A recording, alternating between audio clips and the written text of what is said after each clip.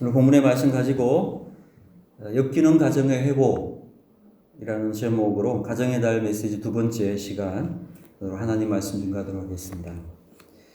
우리는 지난 시간에 엮이는 가정이었던 야곱의 가정이 하나님의 은혜가 임하니까 숨기는 가정으로 회복될 수 있었던 것을 살펴보았습니다.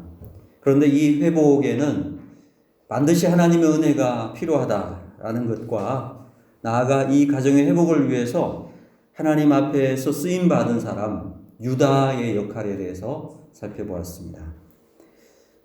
야곱의 가정의 회복에는 유다라고 하는 사람이 쓰임받았다. 그런데 유다는 야곱의 형제 중에서 넷째였죠. 첫째가 루벤인데 루벤은 첫째 역할을 못했고 레위나 시몬은 너무나 폭력이고 공격적인 삶을 살았는 반면에 유다는 회개하고 난 후에 책임적인 삶, 헌신적인 그러한 삶을 살았던 모습을 볼 수가 있습니다. 그것이 바로 베냐민을 놓고 이제 유다가 고백했던 내용이죠. 나를 종으로 삼고 내 동생 베냐민은 돌려보내 주십시오. 그런 책임적인 장남과 같은 헌신을 했을 때에 그 가정이 치료가 시작되었다라는 말씀을 우리가 함께 나누었습니다. 여러분, 가정의 회복은 남편이 주도해야 된다, 또 아내가 주도해야 된다 이런 것이 아닙니다. 부모니까 책임감 가지고 해야 되는 것도 맞지만 우리 자녀들이라도 책임질 줄 알고 헌신하는 사람이 그게 나오면 하나님은 그 사람을 통해서 그 가정을 회복시켜 주시더라는 것입니다. 그러므로 우리 모두가 우리 가정을 위한 유다가 될 필요가 있다. 내 가정의 유다, 또 내 직장에서의 유다, 내 나라를 위한 유다, 이런 충성하는, 헌신하는 모습들이 우리에게 있어야 된다는 거죠. 바로 그 헌신과 충성을 통해서 하나님은 지금도 무너진 가정, 무너진 조직, 무너진 집단들을 일으키는 귀한 도구로 쓰시고 계시다는 것입니다. 우리 모든 유다처럼 우리 모두가 다 하나님 앞에서 헌신하고 충성하는 귀한 종들로 쓰임받을 수 있게 되기를 주님의 이름으로 축복합니다. 오늘은 이어서 엮이는 가정이 어떻게 회복될 수 있는지 두 번째를 살펴보겠습니다. 두 번째 요소는 이것입니다. 야곱 가정의 회복은 바로 눈물에서 그 해답을 찾을 수 있다라는 것입니다. 바로 눈물입니다.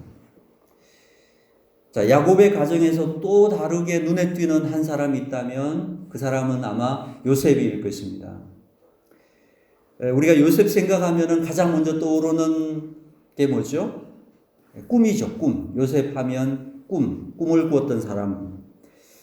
요셉은 꿈의 사람이었습니다. 꿈을 꾸었고, 꿈을 위해 살았고, 꿈을 향해 나갔고, 마침내 그 꿈을 이루었던 사람이었습니다. 자, 그런데 이 꿈이라고 하는 것이 무엇이겠습니까? 꿈이라고 하는 것은 다른 말로 하면 하나님의 말씀, 또 하나님이 나에게 주신 비전, 이것이 바로 꿈이라고 할 수 있을 것입니다.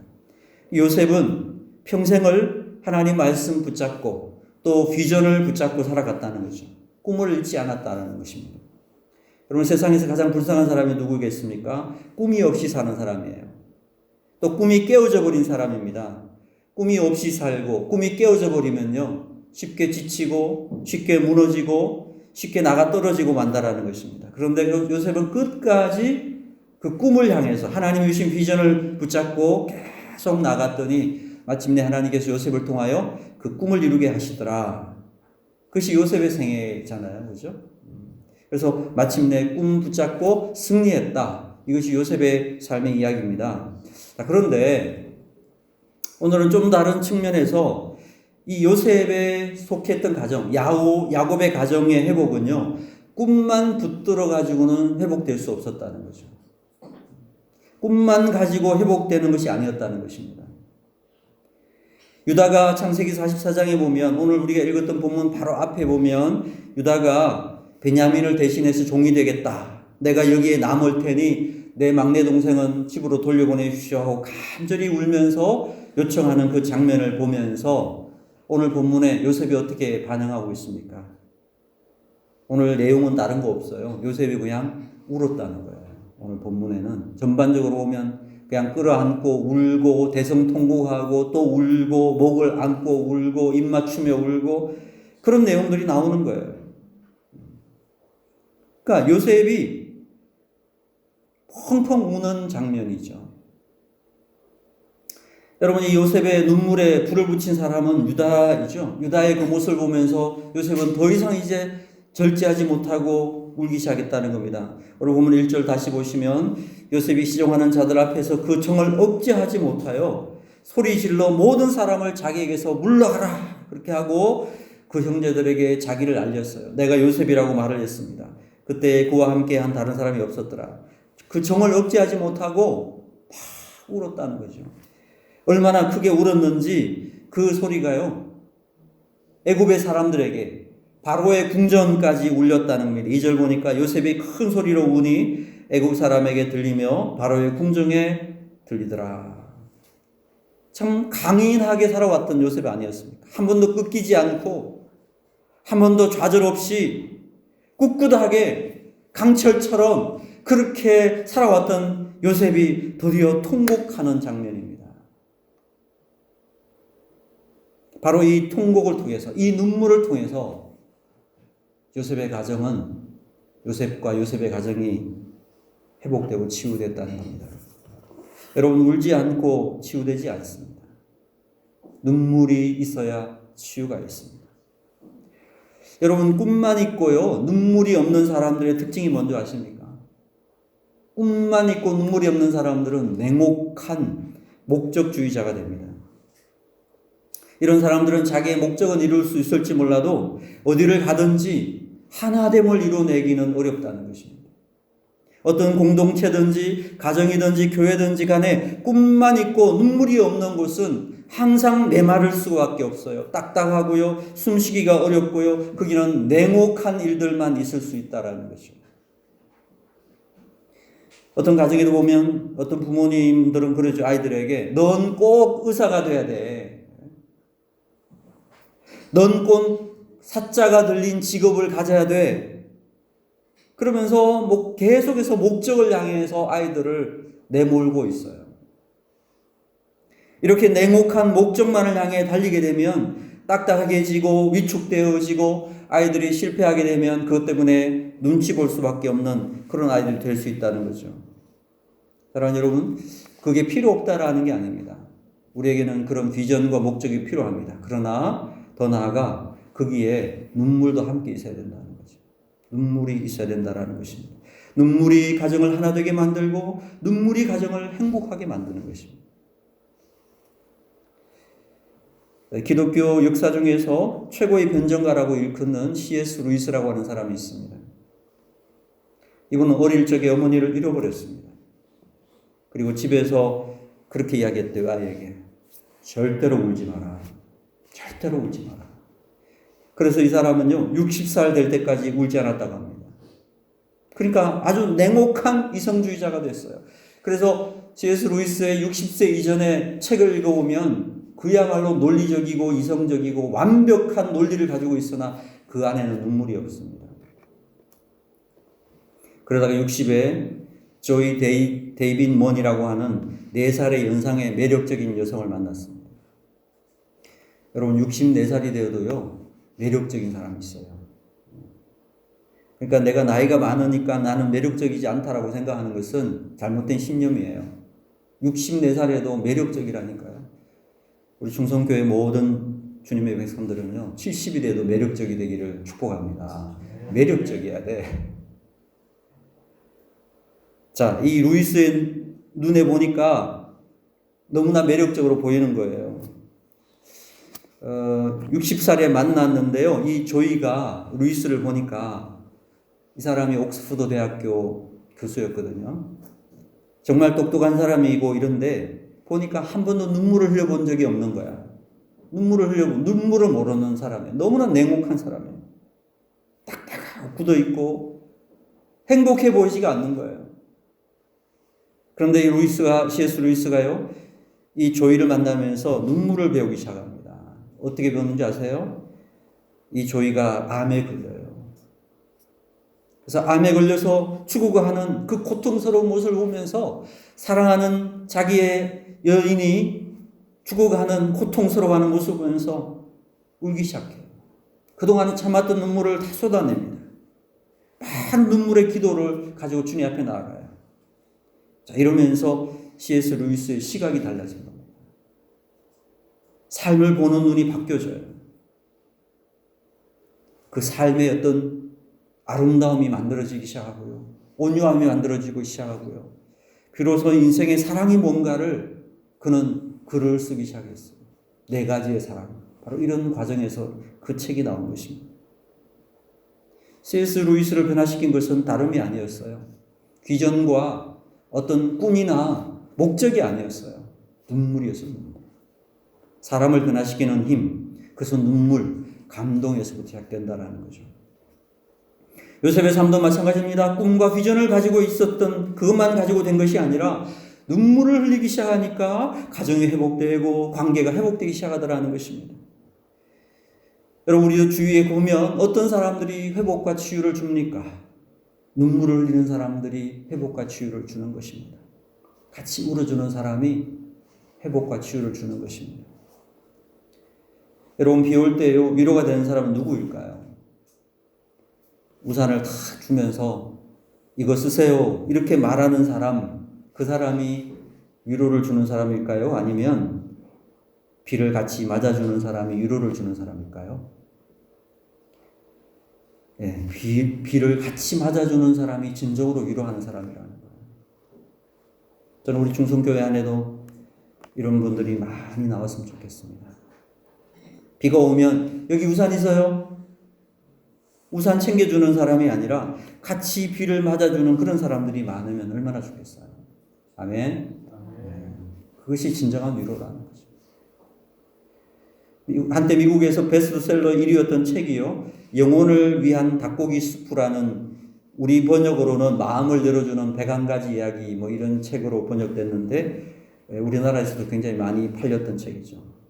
시리즈별로 해서 1, 2, 3권까지 나왔습니다. 여러분 안 읽어보셨다면 꼭 한번 읽어보시기 좋은 책입니다. 이 책 1권에 나오는 이야기인데요, 미국의 한 고등학교에서 어떤 애가 암이 걸린 거예요. 암 투병을 했습니다. 항암제를 맞았더니 머리카락이 다 빠져버렸어요. 그랬더니 이 암 걸린 친구를 위로하기 위해서 그 학급에 있는 아이들이 어떻게 했는 줄 아세요? 그 이야기에 소개되고 있어요. 어느 날 아이들이요, 자기 머리를 다 밀고 학교에 온 거예요. 저는 자기 머리를 다 밀고 왔어요. 그 모습을 봤던 이 암에 걸린 친구가 펑펑 우는 거예요. 너무나 큰 위로를 받은 거죠. 우산을 주는 것보다 함께 비를 맞아주는 이 큰 울림, 같이 머리를 다 밀어버릴 수 있는 이 큰 울림, 바로 이것은 눈물이 있어야만 가능한 것입니다. 눈물이 있어야만. 요셉의 생애를 한번 살펴보면 사실 요셉이 얼마나 독하게 살아왔어요. 형들이 구덩이에 던져도 울지 않았습니다. 노예로 팔아도 울지 않았습니다. 보디발의 아내가 누명 씌워서 감옥에 던져도 울지 않았습니다. 그야말로 울긴 왜 울어 달려라 한이었죠. 그런 삶을 살아왔던 것이 요셉의 생애였습니다. 그런데 유다를 만나면서, 그 형제들을 만나면서 그 헌신과 충성을 보면서 요셉의 마음이 무너져 내리기 시작했다라는 것입니다. 사랑하는 여러분, 상처가 어떻게 치유되는지 아십니까? 마음의 상처는요, 성공한다고 해서, 원하던 바가 이루어진다고 해서 치유되는 것이 아닙니다. 그것은 살짝 위로를 주는 거예요. 진정한 내면의 치유는 눈물로서 치유되는 것입니다. 눈물이 흘러내릴 때 그 눈물과 함께 굳었던 내 마음도, 쓰라린 상처도 씻기면서 회복이 되는 거예요.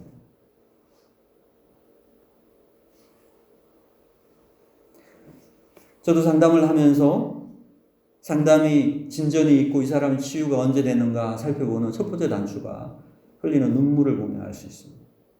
눈물이 흐르는 사람은 치유가 일어나기 시작하더라고요. 돌아가신 온누리교회 하용조 목사님 설교 중에 이런 말씀하신 적이 있습니다. 교회 부흥과 큰 변화는 언제 오느냐? 그렇게 질문하면서 이렇게 대답하셨습니다. 하나님이 눈물을 주실 때에 큰 변화와 부흥이 온다. 찬양을 부르는 중에 눈물이 흐르고, 기도하는 중에 눈물이 솟아나고, 말씀을 들으면서 눈물을 닦는 영혼들이 일어날 때에 그 교회의 부흥과 큰 변화가 일어나게 되더라는 것입니다. 사업하던 사람들이 눈물 가운데 그 사업이 일어나게 되고요. 깨졌던 가정들이 눈물 가운데서 치유되고 회복되고 병든 자들이 눈물 가운데서 일어나게 되는 은혜가 임하게 되더라는 것입니다. 그것이 바로 성령이 교회에게 회복과 부흥을 주시는 사인이더라 이렇게 말씀하신 적이 있습니다. 저는 참 공감하는 말씀이라고 생각합니다. 요셉의 삶을 보십시오. 오늘 야곱의 가정은 유다의 충성과 헌신에 불붙은 이 요셉의 눈물이 가정을 회복시키고 있는 것입니다. 이 강물처럼 흘러내리는 눈물 때문에 요셉의 가정, 이 야곱의 가정이 역기능적 가정이 순기능적 가정으로 그야말로 사랑이 움트는 가정으로 변화되기 시작했다는 것입니다. 여러분 누가복음 8장에 보면 씨 뿌리는 비유가 나옵니다. 누가복음 8장 6절에 보니까 더러는 바위 위에 떨어짐에 싹이 났다가 습기가 없으므로 말랐고 라는 말씀이 있습니다. 말씀이 떨어졌는데 열매를 맺지 못하는 이유가 무엇이었습니까? 습기가 없기 때문에 말랐다는 거죠. 습기가 없었대. 시는 말씀이죠. 시는 말씀입니다. 그 시도 중요하지만 그 시를 받아들이는 토양도 중요하다라는 것입니다. 그런데 그 토양에 습기가 없어요. 그 토양이 뭡니까? 바로 우리의 마음이죠. 심령의 마음과 거기에 습기가 없어요. 눈물이 없으니까 다 말라버리니까 거기는 생명이 없더라는 거예요. 뿌리를 내릴 수가 없더라는 거예요. 사랑하는 여러분, 우리에게 필요한 것이 무엇이겠습니까? 우리에게는 눈물이 필요합니다. 눈물이 필요합니다. 사랑하는 여러분, 역기능적 가정이 어떻게 회복될 수 있습니까? 눈물이 회복시킨다는 것입니다. 가정에는 유다 같은 책임지고 헌신하는 충성하는 사람도 필요합니다. 그런데 눈물을 흘리는 사람이 있어야 온전한 치유가 일어나게 된다는 것입니다. 저는 이런 의미에서 오늘 우리 가정들이 또 우리의 사회와 우리의 나라가 참 위험하지 않나 이런 생각을 합니다. 나라가 위기라고 말합니다. 가정들이 위기라고 말합니다. 이 위기의 순간에 우리에게 정말 필요한 것이 무엇이겠는가? 눈물을 흘리는 교회, 눈물을 흘릴 수 있는 성도, 이 나라 민족을 위해 눈물 흘릴 수 있는 백성들이 필요하다는 것입니다. 그러한 사람들이 있는 나라는, 그러한 사회는, 그러한 가정은 결코 무너지지 않을 것입니다.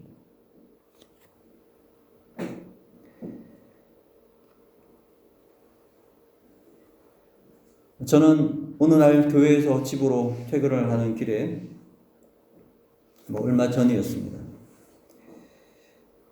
제 마음속에 끊임없이 이 사회와 이 나라에 대한 비난하고 비판하는 제 자신을 생각하게 되었어요. 어느 날.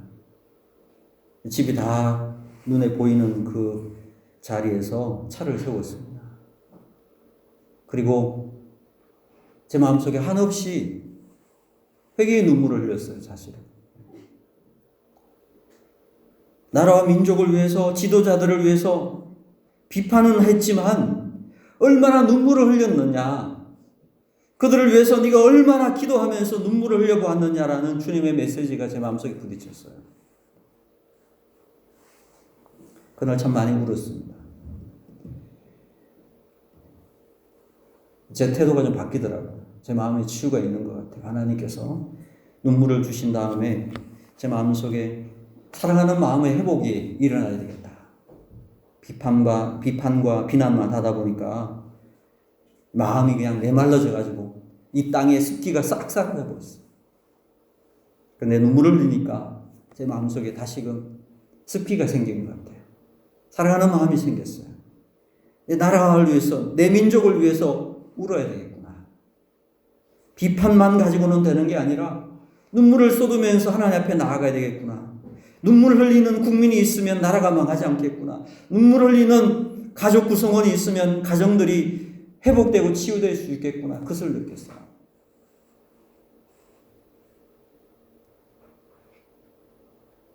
여러분들도 우시기 바랍니다. 울면 회복이 됩니다. 울면 치유가 돼요. 우리가 위기 앞에서 어떤 힘들고 어려운 상황을 극복하고 치유하고 회복하는 힘이 어디에 있는가? 저는 아무리 살펴봐도 성경이 가르치고 있는 아주 중요한 메시지는요, 눈물이라고 생각합니다. 함께 흘리는 눈물 속에서 우리의 가정이 치유되고, 함께 흘리는 그 눈물 때문에 교회가 살아나고, 함께 흘리는 눈물이 있을 때 그 나라가 새롭게 된다는 거죠. 우리 땅 살아가는 동안에 유다와 같은 헌신과 충성 위에 요셉과 같은 눈물을 통해서 우리의 모든 가정의 상처와 아픔이 치유되고 회복되는 그런 은혜를 누릴 수 있게 되기를 주의 이름으로 축원합니다. 한 가지만 더 간단하게 살펴보겠습니다. 엮이는 가정이 어떻게 회복될 수 있습니까? 세 번째, 믿음의 눈이 회복되어야 된다는 것입니다. 믿음의 눈, 즉 시각의 변화가 일어나야 된다는 거죠. 하나님께서 이 모든 일을 섭리하신다. 이것을 믿는 믿음이 있어야 된다는 거예요.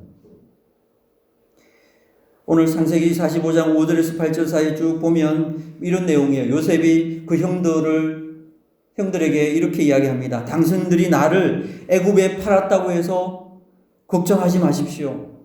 당신들이 판 것이 아니라 하나님께서 우리의 생명을 구원하시기 위해서 나를 먼저 보내신 것입니다. 이 모든 일들은 우연하게 일어난 일이 아니라는 것입니다. 구덩이에 넣은 것도 당신들이 한 것이 아니고 이스마엘 상인들에게 판 것도 당신들이 한 것이 아니라 하나님께서 그렇게 섭리하신 것입니다.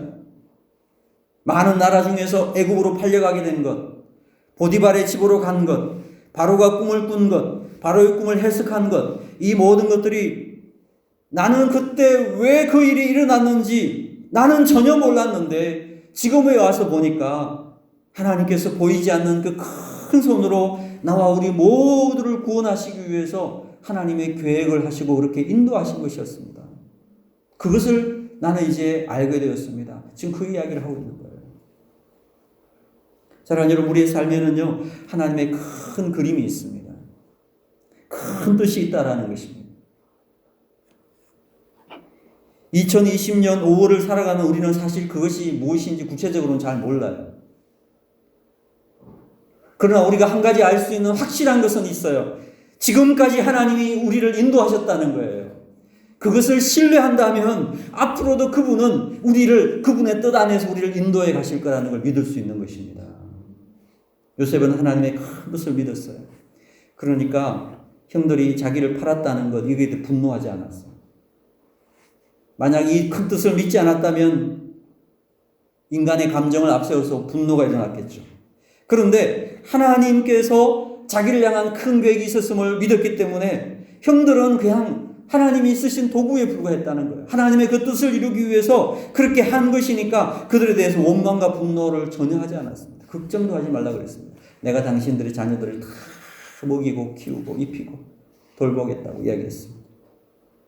사랑하는 여러분, 우리도 마찬가지입니다. 우리가 어떤 일의 결과가 좋지 못하거나 어려운 일을 만나면 우리는 어떻게 하죠? 너 때문에 안 된 거야. 너 때문에 망했어. 이렇게 원망하게 됩니다. 그러나 여러분, 이럴 때마다 우리가 기억해야 될 것이 있습니다. 좀 더 크게, 좀 더 넓게, 좀 더 높게 하나님의 눈으로 한번 보라는 거예요. 인생에서 나를 힘들게 만들었던 사람, 나를 분노하게 만들었던 사람, 나를 자질시키게 만들었던 그런 환경들은 단지 하나님이 사용하신 도구에 불과했다라는 것이에요. 사람이 하나님의 뜻을 막을 수 없고 상황이 하나님의 그 큰 계획을 가로막을 수 없다는 것입니다. 이런 시각을 가지면요, 우리는 사람에 대한 미움, 환경에 대한 원망이 사라집니다. 하나님이 이 모든 것을 통해서 계획하신 일이 이루어지고 있는 것이다. 우리가 너무 현실에만 초점 맞추다 보니까 사실 문제보다 크시고 상황보다 크시고 인생들보다 크신 하나님을 못 볼 때가 너무너무 많아요. 그러니까 이 사람이 믿고 이 사람에게 분노하고 이런 상황에 원망하고 또 거기에 대해서 복수하게 되려는 마음을 가지게 됩니다. 그러다 보니까 내 마음속에 진정한 평화가 오지 않습니다.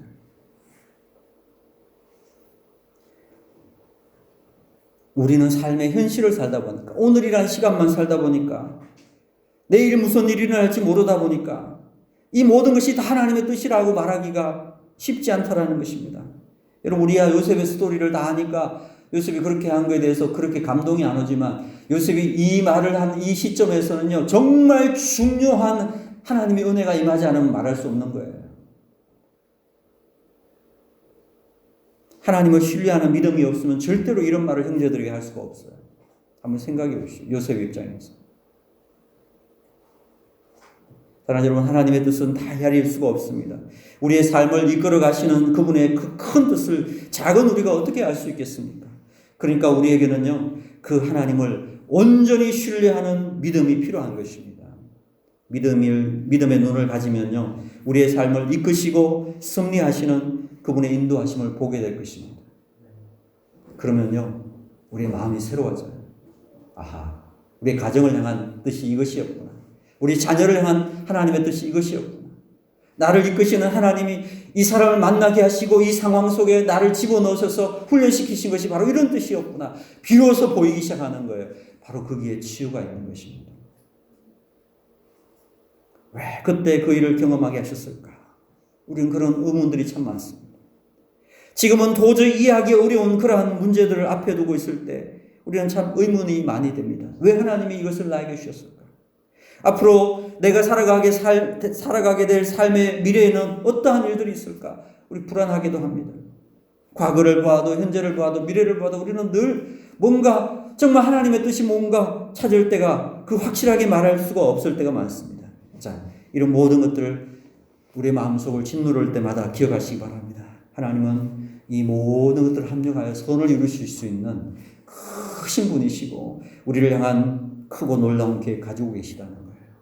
그래서 우리가 온전히 신뢰할 수만 있으면 우리는 원망도 불평도 불안도 다 사라지고 마음 가운데 하나님의 평안이 임하게 될 줄로 믿습니다. 여러분이 지금까지 하나님께서 여기까지 여러분의 삶을 인도하심을 믿습니까? 그렇다면 우리는 확실하게 믿을 수 있는 한 가지가 있죠. 그 뭐냐면 하나님이 앞으로도 내 삶을 이끌어 가실 것이라는 거죠. 그것만 다 붙잡고 있으면 우리의 가정은 든든할 것입니다. 때로 우리가 잘못된 판단도 할 수 있고 실수할 수 있습니다. 넘어질 수 있습니다. 억울하고 힘든 상황에 빠질 수 있습니다. 그렇지만 이 모든 것들을 하나님께서 다 아름답게 변화시키실 것이다. 하나님의 큰 계획 속에 들어와 있다는 것을 우리가 확실하게 믿을 수만 있다면 우리의 마음에는 넘치는 평안이 있을 것이에요. 야곱의 가정은 역기능적 가정이었죠. 그렇지만 하나님의 은혜로 순기능적 가정으로 치유받고 이스라엘의 12지파가 되는 은혜를 누리게 되었습니다. 어떻게 가능했을까요?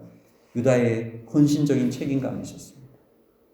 경건한 가정, 든든한 가정들을 보면 그 가정을 위해 헌신하는 분들이 있어요. 요셉의 눈물이 있었습니다.